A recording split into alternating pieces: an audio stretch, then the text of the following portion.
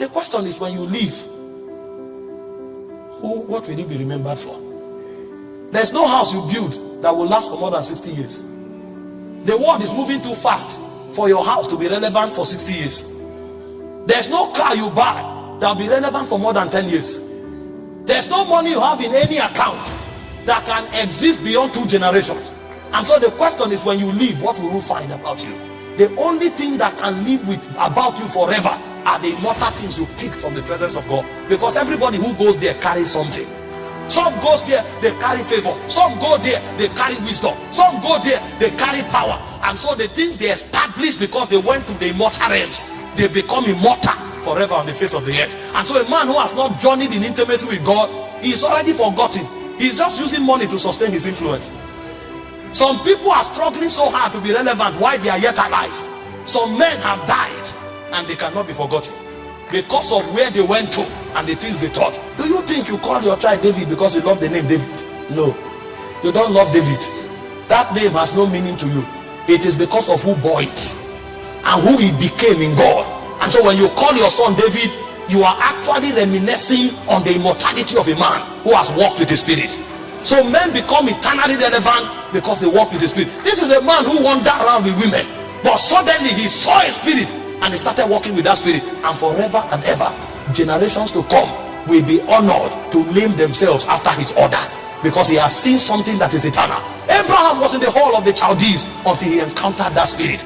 And when he met that spirit, forever and ever, you and I became the children of Abraham. Somebody may be making 1 million a month, 10 million a month, 20 million a month, and he said, I am doing well. And then they look at you from Zion, they say, you've never come here. How come? How come we've never seen you? If we don't see you and you don't come here, how can you now attach purpose to the money you have?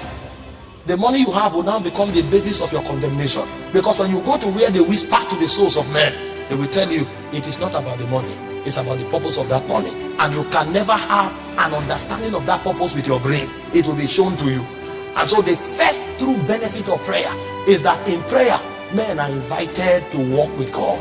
This is why the patriarchs of old exalted prayer, because they knew that outside of God they were nothing.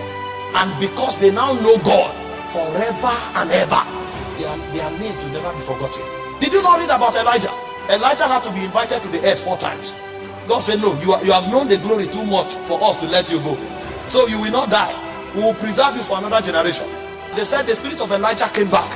And after the spirit of Elijah came back, the 2 witnesses will still come back. A man becomes immortal like God because he has walked too close with God for a world to forget him. Intimacy is what provides for you the benefits of immortality. No matter the money you have, no matter the position you occupy, you will be forgotten unless you touch something that comes from the spirit that is eternal. And so the first benefit of prayer is intimacy. Men of old were wise. They gave their all to prayer.